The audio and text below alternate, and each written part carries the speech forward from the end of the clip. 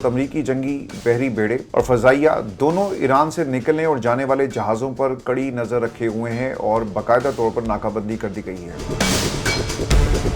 थोड़ी सी गलती के साथ ही इलाका फिर से मैदान जंग बन सकता है। अगर ऐसा हुआ तो फिर दुनिया को किसी तबाही का सामना करना पड़ेगा। ईरान के साथ बहुत सी बातों पर समझौता हो चुका था, यूरेनियम के मामले पर बात नहीं बन सकी। ट्रंप की धमकियों से हम डरने वाले नहीं हैं। जब हमें मौका मिलेगा हम इसका हल भी पेश करेंगे और बल्कि आपको जवाब भी देंगे। बिस्मिल्लाहिर्रहमानिर्रहीम। अस्सलाम वालेकुम। मैं इरफान हाशमी स्टूडियो से आपको प्रोग्राम में खुशामदीद कहता हूं। दोस्तों, खबर यह है कि इस वक्त अमरीकी जंगी बहरी बेड़े और फजाइया दोनों ईरान से निकलने और जाने वाले जहाज़ों पर कड़ी नज़र रखे हुए हैं और बाकायदा तौर पर नाकाबंदी कर दी गई है। दूसरी जानिब ईरान अपने ड्रोन्स के जरिए इलाके की हिफाजत कर रहा है और थोड़ी सी गलती के साथ ही इलाका फिर से मैदान जंग बन सकता है। अगर ऐसा हुआ तो फिर दुनिया को किसी तबाही का सामना करना पड़ेगा। इसका जवाब हमें पिछले 45 दिनों में मिल चुका है। ऐसी तबाही जिसका जवाब और जिसका हल दुनिया के किसी भी मुल्क के पास नहीं होगा। और डेवलपमेंट्स क्या हो रही हैं और कितनी तबाही आ सकती है, ये मैं आपको आगे चलकर बताता हूं, क्योंकि डोनाल्ड ट्रंप ने कुछ नई धमकियां देना शुरू कर दी हैं। इन धमकियों का नतीजा क्या निकलेगा ये मैं आपको आगे चलकर बताऊंगा। लेकिन उससे पहले दोस्तों, अमेरिकी सदर डोनाल्ड ट्रंप ये कहते हैं कि ईरान के साथ बहुत सी बातों पर समझौता हो चुका था, यूरेनियम के मामले पर बात नहीं बन सकी। JD Vance, Steve Witkoff, Jared Kushner का उन्होंने हवाला दिया कि मुज़ाकरात बहुत ही खुशगवार माहौल में हुए। और व्हाइट हाउस में मीडिया से गुफ्तगू में डोनाल्ड ट्रंप ये कहते हैं कि हम किसी मुल्क को ब्लैकमेल करने की इजाज़त नहीं दे सकते। यानी हम जिस मर्जी को ब्लैकमेल करें, जिस मर्जी के सदर को उठाएं, रातों रात उसको उसकी बीवी समेत अगवा करें और लेकर चले जाएं।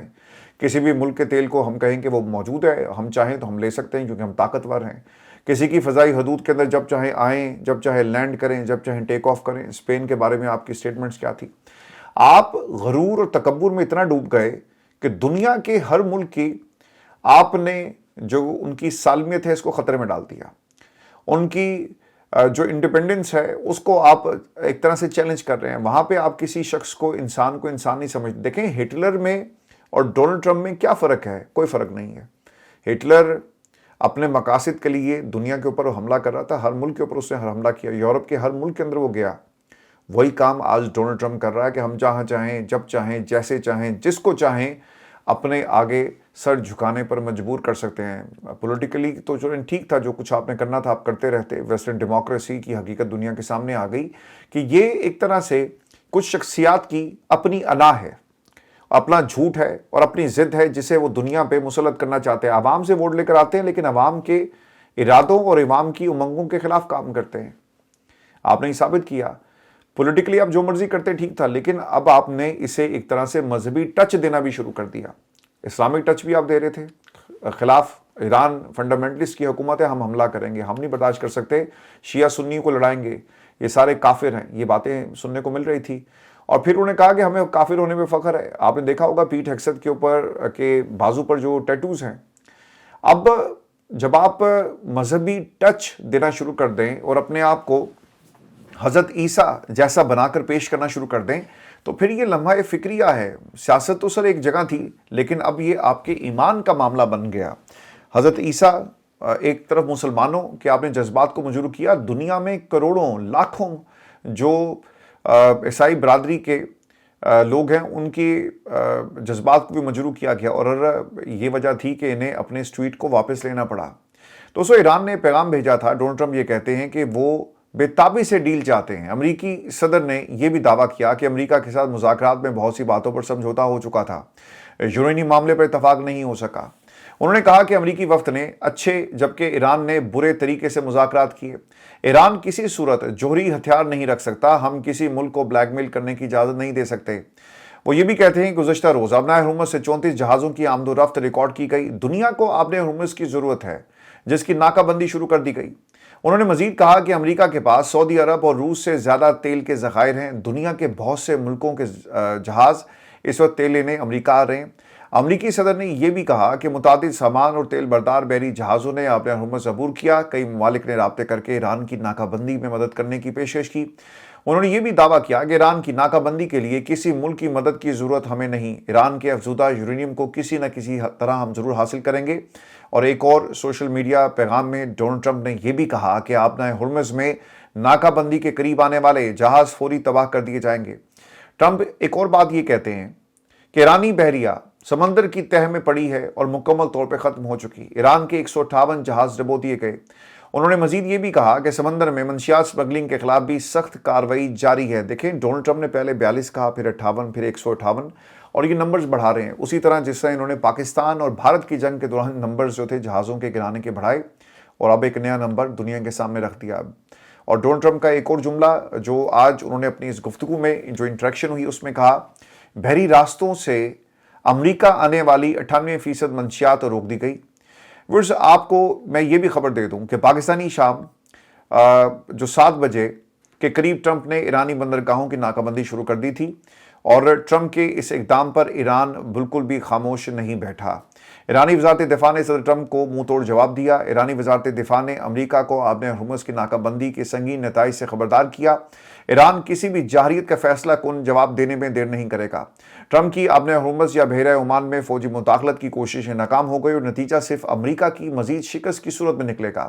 ترجمان ایرانی وزارت دفاع نے یہ بھی کہا کہ آبنائے ہرمز مداخلت سے بحران میں اضافہ اور عالمی توانائی کی سیکیورٹی خطرے میں ہوگی۔ ٹرمپ پالیسیز اور نیتن یاہو حکومت سے گٹھ جوڑ امریکہ کو مزید ناکامیوں کی دلدل میں دھکیلے گا۔ دیکھیں ابھی تک تو یہی ہوا ہے نا، آپ کی کوئی policy to make America great again یہ صرف کھوکھلا نعرہ تھا، اور ہم نے کچھ ایسا ہوتے ہوئے نہیں دیکھا۔ آپ کے آپشنز ایک ایک کر کے ختم ہو رہے ہیں، اور ڈونلڈ ٹرمپ کو اس بات کا احساس ہو گیا، اور انہوں نے آہستہ آہستہ اپنے آپ کو اس جنگ سے نکالنا شروع کر دیا ہے۔ دوستوں میں آپ کو یہ بھی خبر دوں کہ امریکی ناکہ بندی کے ساتھ ہی امریکہ کی آبنائے ہرمز کی ناکہ بندی کی خبروں کے بعد تیل کی قیمتوں میں اضافہ ہو گیا ہے، اور امریکہ کی آبنائے ہرمز کی ناکہ بندی سے جڑی خبروں کے باعث خام تیل کی قیمت $101 فی بیرل سے تجاوز کر گئی، اور بیک نے موجودہ صورتحال میں دنیا میں تیل کی طلب کم کرنے کا خدشہ ظاہر کر دیا ہے۔ اور ٹرمپ نے جہاں پر تیل کی قیمتوں کے اوپر وہ اثر انداز ہوا، اپنا وہ تیل بیچ رہا ہے، اور آبنائے ہرمز کو جہاں پہ اس نے ایک پرمنٹ ایک محاذ بنا دیا دنیا کی معیشت کے لیے، وہاں پر چائنا کا ایک بڑا زبردست قسم کا ریئیکشن آیا، اور چائنا نے خبردار کر دیا ہے کہ اگر آپ نے اس خطے کے اندر چائنیز جو تیل بردار جہاز ہیں ان کو روکنے کی کوشش کی تو اس کے نتائج بہت ہی بھیانک ہوں گے، چونکہ چائنا اپنا سارا تیل جو ہے وہ ایران سے حاصل کرتا ہے۔ اسٹریٹجک پوزیشن انہوں نے اپنی اس خطے کے اندر کی ہوئی، چونکہ ایران امریکہ کا دشمن ہے، اور جو امریکہ کا دشمن ہوگا وہ چائنا کا دوست ہوگا، اور اس تناظر میں یہ ساری لین دین جو ہے ہو رہی ہے۔ اور یہ صرف 2 3 4 جہازوں کا معاملہ نہیں، اس کے علاوہ بھی بہت ساری چیزیں اسی راستے سے گزر کر چائنا جو ہے وہ حاصل کرتا ہے، اور پھر ان کی جو ٹریڈ روٹس ہیں پاکستان، گوادر، اور پھر اس کے علاوہ دنیا کے دیگر خطوں میں جہاں بھی یہ جو اپنے روٹس جو استعمال کرتے ہیں، اگر ان کو روک دیا گیا تو یقیناً یہ چائنیز اکانومی کے لیے ٹھیک نہیں ہوگا۔ اور اسی تناظر میں افغانستان اور پاکستان کے جو تعلقات ہیں وہ چائنا یہ چاہتا ہے کہ بہتر ہو جائیں، چونکہ چائنا کے اگر افغانستان کے ساتھ تعلق ٹھیک ہوں گے اور وہ اسے اپنا دشمن نہیں بنائے گا تو یقیناً جو بگرام ایئر بیس والا معاملہ ہے وہ کبھی بھی امریکہ کی خواہشات کے مطابق آگے نہیں بڑھے گا، کیونکہ اگر بگرام ایئر بیس امریکہ کے ہاتھ لگ گئی تو یقیناً یہ چائنا کے لیے ایک بہت بڑا مسئلہ بن جائے گا۔ اور اس میں آپ کو یہ خبر یہ بھی دے دوں کہ ٹرمپ نے مسیحیوں کے روحانی پیشوا پوپ کو دھمکایا، اور پوپ پھر خاموش کیسے بیٹھیں گے؟ انہوں نے بھی باقاعدہ طور پہ ہر دھمکی کا سود سمیت جواب دیا۔ پوپ لیو نے امریکی صدر ٹرمپ کے بیان پر ردعمل دیتے ہوئے کہا کہ ٹرمپ کی دھمکیوں سے ہم ڈرنے والے نہیں ہیں، جب ہمیں موقع ملے گا ہم اس کا حل بھی پیش کریں گے اور بلکہ آپ کو جواب بھی دیں گے۔ پوپ نے کہا کہ ریاستوں کے درمیان بات چیت اور تعلقات کے فروغ کی کوشش جاری رکھیں۔ ہم ٹرمپ سے بحث نہیں چاہتے، لیکن جنگ کے خلاف آواز ہم اٹھاتے رہیں گے۔ امریکی صدر ڈونلڈ ٹرمپ نے ایک تصویر شیئر کی، اس کا بہت زیادہ چرچا ہے سوشل میڈیا کے اوپر، جس میں ڈونلڈ ٹرمپ نے اپنے آپ کو ایک ہیلنگ ہینڈ کے طور پر پیش کیا، اور اپنا جو کمپیریزن تھا وہ حضرت عیسیٰ علیہ السلام کے ساتھ کیا۔ تو اس کے بعد اب میرا خیال ہے کہ کوئی گنجائش نہیں رہتی، اور دنیا میں تمام جو بڑے بڑے سربراہان جو ان کے ساتھ ٹیبل شیئر کرتے ہیں، جو ان کے ہاتھ پر بیعت کر رہے ہیں، جو انہیں نوبل انعام کے لیے دنیا میں بار بار نامزد کرتے ہیں، اب ان سے یہ سوال ہے کہ کیا وہ دوبارہ سے اس طرح کا کام کریں گے؟ اور پوپ کے بارے میں جب آپ کہتے ہیں کہ یہ لبرل سوچ رکھنے والا بندہ ہے، اگر کوئی لبرل ہوگا تو آپ کہیں گے کہ جناب یہ لبرل زیادہ ہے، اگر کوئی لبرل نہیں ہوتا اور وہ اپنے مذہب کے بارے میں بات کہے گا تو اسے کہا جائے گا کہ یہ بنیاد پرست ہے۔ دیکھیں ڈونلڈ ٹرمپ نے تمام ریڈ لائنز کو کراس کر دیا ہے۔ جب بات کسی کے مذہب پر آ جاتی ہے، کسی کے عقیدے پر آ جاتی ہے، تو پھر دنیا اس کے اوپر ایک ریئیکشن دے گی، اور ایک ریئیکشن دوستو اس وقت آ بھی رہا ہے۔ میں آپ کو دوستو ایک خبر یہ بھی دے دوں کہ سمندری ناکہ بندی پر ایران کا ایک سخت رد عمل سامنے آیا جی۔ اور رد عمل کیا ہے کہ ہو سکتا ہے کہ اب اس معاملے پر فریقین ایک دوسرے کے خلاف جنگ شروع کر دیں، اور یہ جنگ ہمیں ہوتی ہوئی نظر آ رہی ہے۔ ایرانی فارن پالیسی اور نیشنل سیکیورٹی کمیٹی کے رکن ہیں جی علاؤدین، انہوں نے امریکہ کو وارننگ دی ہے کہ ایرانی بندرگاہوں کی ناکہ بندی کرنے والے امریکی بحری جہازوں کو ڈبو کر سمندر کی تہہ میں بھیج دیں گے۔ علاؤدین نے ایک بیان میں کہا کہ ایرانی سمندروں کی ناکہ بندی کرنے کا امریکی بیان پروپیگنڈا ہے، اور امریکہ اپنی کوشش کر کے دیکھ لے، اسے ناکامی جو ہے وہ اس کا مقدر بنے گی۔ امریکہ کے پاس ناکہ بندی کرنے کی صلاحیت نہیں۔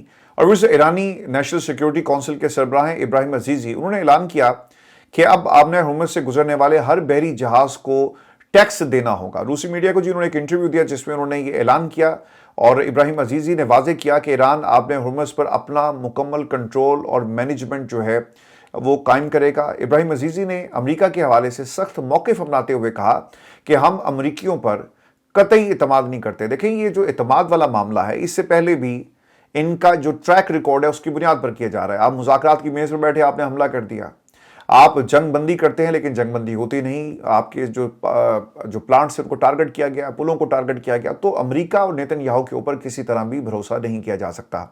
دوستوں انہوں نے ایک اور بھی بات کہی اور دعویٰ کیا کہ امریکہ کو کسی بھی ممکنہ معاہدے کی ضرورت ایران سے کہیں زیادہ ہے۔ یعنی یہ جو بار بار کہتے ہیں نا کہ ایران بیتاب ہے، امریکنز یہ کہہ رہے ہیں، ڈونلڈ ٹرمپ یہ بار بار ہمیں دعویٰ کرتا ہوا نظر آتا ہے، امریکنز کو ایک سیف پیسز چاہیے۔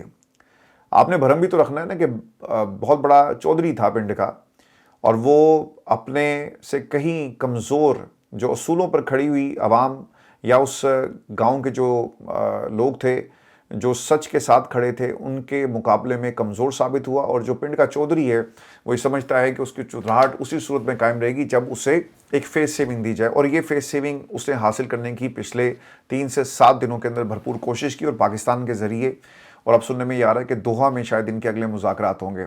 دوستو سربراہ ایرانی نیشنل سیکیورٹی کونسل کا مزید یہ بھی کہنا ہے کہ اگر امریکہ ہماری شرائط تسلیم نہیں کرتا تو ایران اپنے آزادانہ راستے پر چلتا رہے گا۔ یہ بیان خطے میں ایران کے بڑھتے ہوئے اثر و رسوخ اور سمندری تجارتی گزرگاہوں اور اپنی گرفت مضبوط کرنے کی پالیسی کا عکاس ہے۔ دوستو اس سے پہلے ایرانی پارلیمنٹ کی قومی سلامتی کمیٹی کے چیئرمین ابراہیم عزیزی، انہوں نے بھی اپنے ایک بیان میں کہا تھا کہ آبنائے ہرمز کے لیے ٹرانزٹ فیس کی تجویز والے بل میں یہ شرط رکھی گئی کہ فیس ایران کی قومی کرنسی ریال میں ادا کی جائے گی۔ ایران نے اسٹریٹجک پالیسی اور بحری سفارتکاری کے تحت ایک نئے منصوبے پر کام شروع کر دیا، جس کے تحت آبنہ ہرمز سے گزرنے والے جہازوں سے وصول کی جانے والی رقم کو ٹرانزٹ ٹول کے بجائے سروس فیس قرار دیا جائے گا۔ ایرانی خبر رساں ایجنسی کی رپورٹ کے مطابق اس منصوبے کے تحت ایران یک طرفہ اقدامات سے ہٹ کر متعلقہ ممالک کے ساتھ 2 طرفہ معاہدہ کرنا چاہتا ہے تاکہ جہازوں کی محفوظ آمد و رفت کو یقینی بنایا جا سکے، اور اس کے بدلے میں اس نئے نظام کو تسلیم کرتے ہوئے فیس ادا کی جائے۔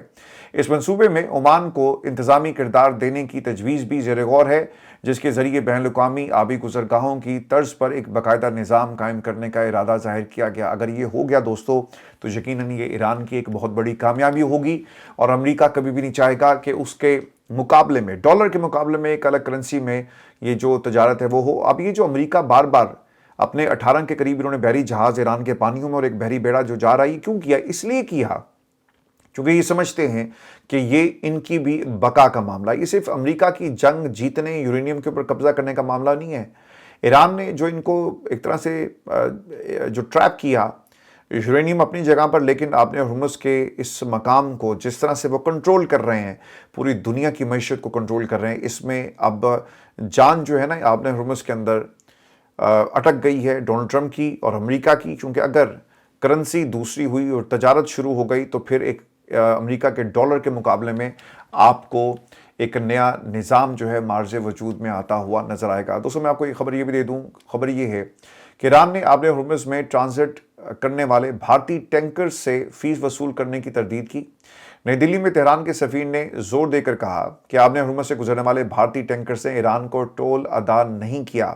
ان کا کہنا تھا کہ اس مشکل وقت میں ہمارے اچھے تعلقات ہیں، ہم سمجھتے ہیں کہ ایران اور ہندوستان کے مشترکہ مفادات ایک مشترکہ قسمت ہے۔ یہ ابھی صاحب کو یہ خبر دیں کہ ایران میں بحالی کا عمل جاری ہے، سڑکیں، پل، ہسپتال سب کی تعمیر جو ہے وہ دوبارہ سے شروع کر دی گئی ہے اور بہت تیزی کے ساتھ یہ کام ہو رہا ہے۔ ایران جنگ کے ابتدائی ایام میں تہران میں واقع ممتاز شریف یونیورسٹی آف ٹیکنالوجی کو امریکی اور اسرائیلی مشترکہ فضائی حملوں میں نشانہ بنا کر تباہ کیا گیا، جسے بحال کر دیا گیا ہے، اور رپورٹس کے مطابق اس حملے میں یونیورسٹی کی لیبارٹریز، عمارتوں، گیس اسٹیشن، مساجد اور ڈیٹا سینٹر کو بھی شدید نقصان پہنچا تھا، اور اسرائیلی فوج نے اسے ایرانی پاسداران انقلاب سے منسلک ریسرچ سینٹر قرار دیا تھا۔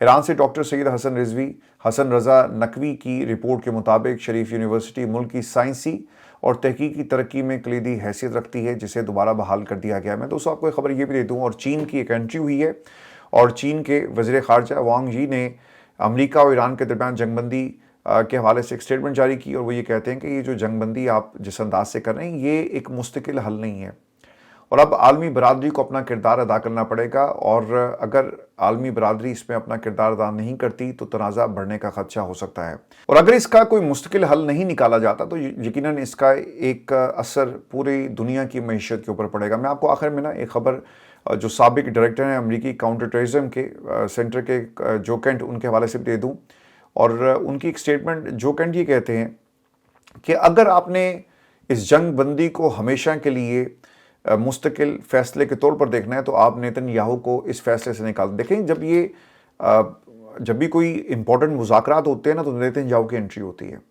اور جہاں پر ڈیسیژن میکنگ جو کوریڈور جہاں پہ فیصلہ ساز بیٹھے ہوئے ہیں، جب وہ فیصلہ سازی میں نیتن یاہو کو شامل کرتے ہیں تو معاملات خراب ہوتے ہیں۔ نیتن یاہو تو کبھی بھی نہیں چاہے گا نا کہ جنگ ختم ہو، بلکہ وہ تو چاہے گا کہ جنگ چلتی رہے۔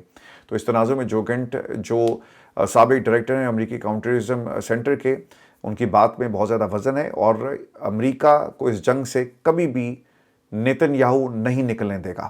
دوستو یہ ہماری آج کی نشست، اپنے کمنٹس بھیجیے گا، چینل کو سبسکرائب کرنا مت بھولیں، اجازت دیجیے، اللہ نے کے بعد۔